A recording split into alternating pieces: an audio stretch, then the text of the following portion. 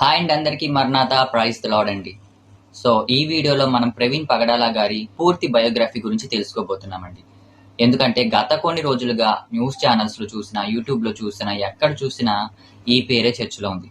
దానికి కారణం ఆయన ఇటీవలే అకస్మాత్తుగా మరణానికి గురయ్యారు. అయితే ఆ మరణం ప్రమాదవశాత్తు జరిగిందా, లేకపోతే ఎవరైనా దాడి చేశారా అనేది విపరీతంగా చర్చ జరుగుతుంది. దాని నిమిత్తం పోస్ట్ మార్టం మరియు ఇతర పోలీసుల విచారణకు సంబంధించిన రిపోర్టులు రావాల్సి ఉంది.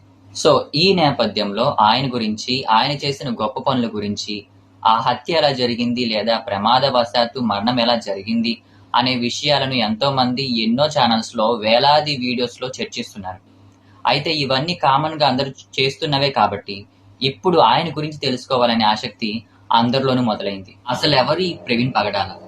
ఆయన మరణానికి ముందు వరకు కూడా క్రిస్టియన్ మిషనరీస్ కు, పాస్టర్స్ కు, క్రిస్టియానిటీని విపరీతంగా ఫాలో అయ్యే వాళ్లకు తప్ప ప్రవీణ్ గారు ఎవ్వరు అనే విషయం చాలా తక్కువ మందికి మాత్రమే తెలుసు. కానీ ఆయన మరణించిన తర్వాత ఇంతలా ఆయన పేరు ఎందుకు చర్చల్లో వస్తుంది అంటే ఆయన చేసిన గొప్ప పనుల కారణంగా, ఆయన వ్యక్తిగత జీవితంలో పాటించిన విలువల కారణంగా. ఆయన అసలు ఎక్కడ ప్రాంతానికి చెందినవారు, వారి తల్లిదండ్రులు ఎవరు, వాళ్ళు ఏం చేసేవారు, ఆయన భార్య పిల్లలు ఎవరు, ఆయన ఏ ప్రొఫెషన్ చేసేవారు, ఇలాంటి విషయాలు ఎవరికి తెలియదు. అలాగే ఆయన చేసిన సేవా కార్యక్రమాలు, ఆయన కోసం ఇంతమంది ఎందుకు రోధిస్తున్నారు, ఆయన చనిపోవడం తమ ఇంట్లో కుటుంబ సభ్యులను కోల్పోయినట్టుగా భావిస్తూ ఎందుకు ఇంతమంది ఆయన విషయంలో న్యాయం జరగాలని, సమగ్ర విచారణ జరగాలని కోరుకుంటున్నారు, ఇవన్నీ తెలుసుకోవాలంటే ఆయన వ్యక్తిగత జీవిత విశేషాలను మనం తెలుసుకోవాల్సిందే. ప్రవీణ్ గారు కడపకు చెందినవారు. ఆయన తల్లిది ప్రొద్దుటూరు. అయితే తండ్రి ఏ ప్రాంతానికి చెందినవారు అనేది సమాచారం అందుబాటులో లేదు. ఆయన తల్లి క్రిస్టియన్ కాగా తండ్రి ముస్లిం మతాన్ని ఆచరించేవారు. చిన్నప్పటి నుంచే ప్రవీణ్ గారు ఎంతో బాగా చదువుకునేవారు. ఆయనకు ఒక అన్నయ్య కూడా ఉన్నారు. చదువుతో పాటు సామాజిక అంశాల మీద, క్రిస్టియానిటీ మీద ఆసక్తి ఎంతో ఉండేది. చిన్న వయసులోనే ప్రవీణ్ గారి అన్నయ్యపై ఆయన స్నేహితుడు ఒకరు కత్తి విసిరారు. అది తెలుసుకున్న ప్రవీణ్ గారికి విపరీతమైన కోపం వచ్చింది.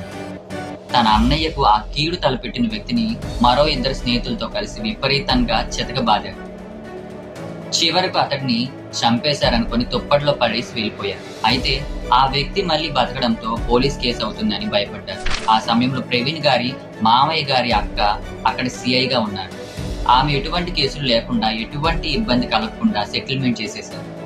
ఆ తర్వాత ప్రవీణ్ గారిలో ఒక ఆలోచన మొదలైంది. నేనేంటి ఇలా ఉన్నాను, ఇంత దారుణంగా ఎలా ప్రవర్తించాను, ఒక వ్యక్తిని ఎలా చంపేయాలని అనుకున్నాను, ఇలాంటి ఆలోచనలు ఆయన మనసులో తిరిగాయి. అప్పుడే ఆయన గ్రహించారు, నేను ఇక్కడ ఈ సొంతూరులో ఉండడం సరైనది కాదు. ఇక్కడే ఉంటే నా బిహేవియర్ మారిపోతుంది. నేను చాలా మొరటగా తయారవుతాను. అందరి పిల్లల్లానే నేను కూడా సరైన లక్ష్యం లేకుండా ముందుకు వెళ్తున్నాను అనే విషయాన్ని ఆయన అర్థం చేసుకున్నారు. తల్లిదండ్రులు కూడా ప్రవీణ్ గారి అల్లరి విపరీతంగా ఎక్కువ అవడంతో పాటు ఆయన వివిధ వ్యసనాలకు లోనవుతారేమో అనే ఆలోచనతో ఆయన్ని హాస్టల్లో చేర్పించారు. ప్రవీణ్ గారు 6వ తరగతిలో ఉండగానే హాస్టల్లో చేరారు. హాస్టల్లో చేరిన తర్వాత ఎన్నో ఇబ్బందికరమైన పరిస్థితులు ఎదురయ్యాయి ఆయనకి. సో ఇంటికి వెళ్ళిపోవాలని అనిపించేది ఆయన చాలాసార్లు. ఇంట్లో వాళ్ళ ఆప్యాయత, ప్రేమను మిస్ అవుతున్న ఫీలింగ్ ఉన్నప్పటికీ తప్పనిసరి పరిస్థితుల్లో ఆయన హాస్టల్లోనే ఉండి చదువుకున్నారు. అలా తన విద్యాభ్యాసాన్ని కొనసాగించిన ప్రవీణ్ గారు ఎంతో బాగా చదువుకొని ఆయన ప్రాథమిక విద్యాభ్యాసం పూర్తయిన తర్వాత ఆయన విద్యాభ్యాసం ఆశ్చర్యకరంగా మధ్యప్రదేశ్లో ఉన్న ఇండోర్లో కొనసాగిందండి. సో ఇండోర్లో ఇంటర్నేషనల్ బిజినెస్లో MBA పూర్తి చేశారు ఆయన. ప్రవీణ్ గారు వ్యాపార రంగం అంటే ఆయనకి చిన్నప్పటి నుంచి ఎంతో ఆసక్తి ఉండేది. అయితే వీటన్నిటికంటే ముందు ఒకసారి క్రిస్టియన్ యూత్ మీటింగ్కి ఆయనకు ఆహ్వానం అందిందండి. ఆ సమాచారం అందిన వెంటనే ఆయన హైదరాబాద్కు వచ్చారు. హైదరాబాద్లో ఆ మీటింగ్కి హాజరైనప్పుడు అక్కడ ఆ వక్తలు మాట్లాడిన ఎన్నో విషయాలు ఆయన్ని విపరీతంగా ఆలోచింపజేశాయి. అప్పటి వరకు అప్పుడప్పుడు క్రిస్టియానిటీని ఆయన కూడా తోలనాడుతూ మాట్లాడేవారు. అంటే తెల్ల దుస్తులు ధరించడం, బొట్టు పెట్టుకోవడం, వివిధ ఆచారాలు, మతాచారాలు, మూఢాచారాలు ఇవేవి ఆయనకు నచ్చేవి కాదు.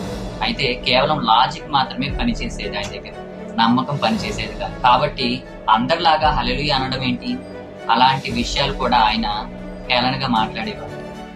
హైదరాబాద్లో జరిగిన యూత్ క్రిస్టియన్ మీటింగ్లో నీవు ఈ ప్రపంచానికి వెలుగు అవ్వబోతున్నావు అని ఒక వక్త మాట్లాడారు. అది విన్న తర్వాత ప్రవీణ్ గారిలో ఒక ఆలోచన మొదలైంది.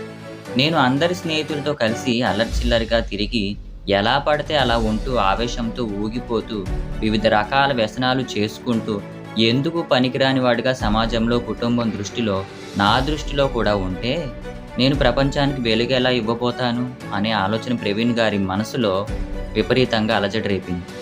ఆ ఆలోచనలోనే నిరంతరం ఆయన బ్రతికేవారు. ఒకరోజు నిద్రపోతున్నప్పుడు ఆయనకి యేసు ప్రభు వారు కనపడి, నువ్వు మధ్యప్రదేశ్లోని ఇండోర్ ప్రాంతానికి వెళ్ళి నా గురించి చెప్పు, నా మహిమల్ని ప్రజలకు తెలియజేయని ఆయన ఆదేశించడం జరిగింది.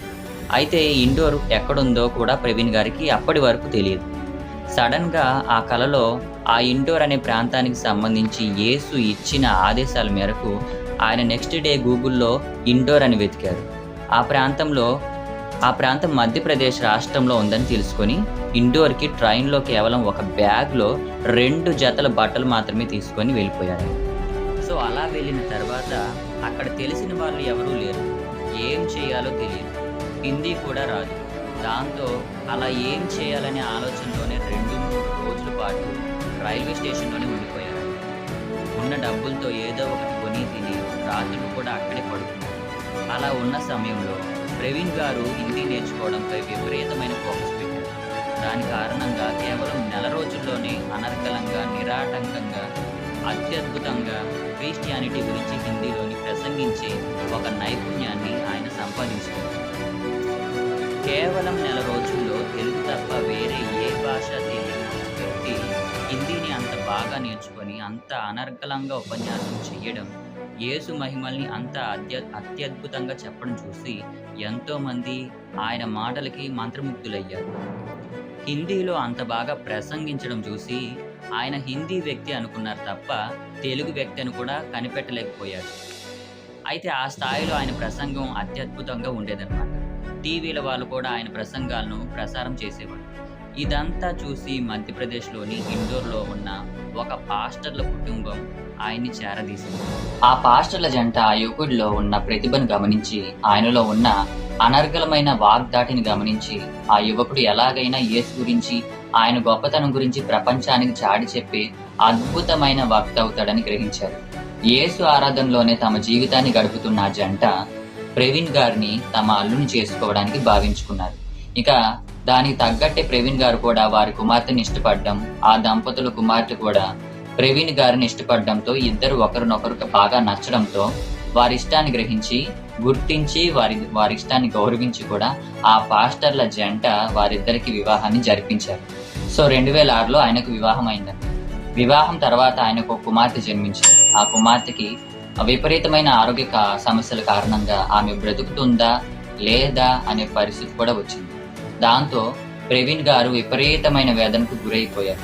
దేవుడి సేవలో ఇంతగా తలుస్తున్న నాకు ఈ కష్టాలేంటి, నా కుమార్తెకి ఈ ఆరోగ్య సమస్యలేంటి అని ఆ దేవుడితోనే ఆయన తనలో తాను మాట్లాడుతూ గొడవ పడిన సందర్భాలు కూడా ఎన్నో ఉన్నాయి. ఇంకా అలాగే ఆయనకు ఉద్యోగం రావడానికి, సాఫ్ట్వేర్ రంగంలో స్థిరపడడానికి ముందు ఒక మ్యానుఫ్యాక్చరింగ్ యూనిట్ తో పనిచేసిన అనుభవం ఆయనకుంది. సో ఆయన మార్కెటింగ్ జాబ్ కూడా చేసేవారు. ఆనాటి నుంచి తనకు వచ్చిన దానిలో కొంతమేర సమాజ సేవకు ఉపయోగించేవారు. అయితే ప్రవీణ్ గారి జీవితం వివాహానికి ముందు, వివాహానికి తర్వాత వేరువేరుగా చూడవచ్చు. ఎందుకంటే ప్రవీణ్ గారు తన భార్యను విపరీతంగా ఆరాధిస్తారు. తాను చేసే సేవా కార్యక్రమాల్లో, తన వ్యాపార సామ్రాజ్య విస్తరణలో, తన మత ప్రచారాల్లో మత ప్రబోధకుడిగా ఎన్నో ప్రాంతాలకు పర్యటించి యేసు మహిమలను బోధించడంలో, వీటన్నిటిలో కూడా ఆమె సహాయ సహకారాలు ఎంతో ఉంటాయి. పైకి కనిపించేది ఆయన అయినప్పటికీ బ్యాక్గ్రౌండ్ లో చేయాల్సిన వర్క్ అంతా తన భార్య చేస్తుందని ఆయనే పలు సందర్భాలు చెప్పిన విషయం కూడా మనం గుర్తించవచ్చు. ప్రవీణ్ గారి గురించి ఎందుకు అంతమంది మాట్లాడుకుంటున్నారంటే దానికి కారణం ఆయన తనకున్న జ్ఞానాన్ని అందరికీ పంచిపెట్టాలనుకోవడమే కాకుండా వ్యాపార సామ్రాజ్య విస్తరణలో భాగంగా ఒక సాఫ్ట్వేర్ కంపెనీని స్థాపించి ఎంతో మందికి ఉపాధి కల్పించారు. ఆ సాఫ్ట్వేర్ కంపెనీల ద్వారా వచ్చిన లాభాలను కేవలం తన స్వార్థానికి మాత్రమే కాకుండా సమాజ సేవ కోసం ఉపయోగించారు. పేదల కోసం, బడుగు బలహీన వర్గాల కోసం, వితంతువుల కోసం, అనాథల కోసము, ఆర్థికంగా వెనుకబడిన వారి కోసము, రోగగ్రస్తుల కోసము ఇలా ఎన్నో సేవా కార్యక్రమాలు చేశారు ఆయన. ఇంకా మారుమూల ప్రాంతాలకు వెళ్లి అక్కడ వైద్య సదుపాయాలు, విద్యా సదుపాయాలు అందించేందుకు కృషి చేశారు. అనాథుల కోసము అనాథాశ్రమాలు, వృద్ధుల కోసము వృద్ధాశ్రమాలు కట్టించి వారి సేవలో నిమగ్నమయ్యారు. ప్రవీణ్ గారి జీవితంలో మరో ముఖ్యమైన విషయం ఏంటంటే ఆయనకు 2 కుమార్తెలు ఉన్నారు. ఒకరికి 17 సంవత్సరాలు, మరొకరికి 4 సంవత్సరాలు. అయితే కేవలం వారిద్దరినే తన సంతానంగా కాకుండా ఎంతో మంది నిరుపేద యువతను, తల్లిదండ్రులు లేని అనాథలను తన కుటుంబంతో సమానంగా చూసుకున్నారు ఆయన. వారికి చదువు ఇప్పించి ఉద్యోగాల్లో స్థిరపడేలా చేసి, పెళ్లిళ్లు చేసి, వారి పిల్లలతో కూడా ఎంతో ఆప్యాయంగా ఉండే గొప్ప వ్యక్తిత్వం ఆయన. ప్రతి మగవాడి విజయానికి ఒక స్త్రీ ఉంటుందన్న మాటను నిజం చేస్తూ ప్రవీణ్ గారి భార్య ప్రతి విషయంలో కూడా ఆయనకు భాగమై ఉండేది. ఆయన అనేక సందర్భాల్లో తన భార్య తన వెన్నదన్నుగా నిలిచారని కూడా చాలా సందర్భాలు చెప్పుకొచ్చారు. సో ఇప్పుడు ఆయన మరణానికి సంబంధించిన వివరాలు చూద్దామండి. ఒకానొక సందర్భంలో హైదరాబాద్ లేదా విజయవాడ నుంచి బైక్ పై బయలుదేరి రాజమండ్రికి వెళ్లాల్సి ఉందని తన భార్యకు చెప్పారు ఆయన. అయితే బయలుదేరేటప్పుడు తనతో ఎవరైనా సహాయకుడు లేదా సహాయక సిబ్బంది లేకపోవడం ఒక దురదృష్టకరమైన విషయం. ఇక్కడ బైక్ పై ఇంకెవరైనా ఉంటే ప్రమాదం జరిగినా లేదా ఏదైనా అనర్థం జరిగినా ఎవరికైనా సమాచారం ఇవ్వడానికి అవకాశం ఉండేది. కానీ ఆ ఒక్కరే అర్ధరాత్రి ప్రాంతంలో ఎందుకు బయలుదేరారు? ప్రవీణ్ గారు గతంలో తనకు ప్రాణహాని ఉందని, తనను బెదిరిస్తున్నారని, తనను హతమార్చాలని కొందరు ప్రయత్నిస్తున్నారని మీడియా ద్వారా తెలియజేశారు. మరి అలాంటి పరిస్థితుల్లో రాత్రి వేళ ఒంటరిగా ఎందుకు వెళ్లారు అనే కోణంలో దర్యాప్తు కొనసాగుతుంది. ప్రవీణ్ గారు ఇతర మత ప్రబోధకులతో పోలిస్తే చాలా విభిన్నంగా వ్యవహరిస్తారన్నమాట. చాలా మంది మత గురువులు తమ జీవనోపాధి కోసం మాత్రమే బ్రతుకుతారు. అయితే ఈయన మాత్రం ఒక గొప్ప వ్యాపార సామ్రాజ్యాన్ని నిర్మించి కోట్లాది రూపాయల ఆస్తులను సమాజ సేవ కోసం వినియోగించేవారు. ఇలాంటి వ్యక్తిత్వం ఉన్న ప్రవీణ్ గారి జీవితం అందరికీ స్ఫూర్తిదాయకం అండి. ఆయన సేవా కార్యక్రమాలు, జీవిత విధానం అనుసరించదగినది. ఆయన పవిత్రాత్మ దేవుని పరదేశకే చేరుకోవాలని, అలాగే ఈ కేసు విషయంలో సరైన విధంగా దర్యాప్తు జరిగి అనుమానాలన్నీ తొలగిపోయి సరైన విధంగా ఫలితం రావాలని కోరుకుందాం. అందరూ ప్రార్థన చేయండి. నెక్స్ట్ వీడియోలో మళ్ళీ కలుద్దాం. Praise the lord everybody. అందరికీ బాగా.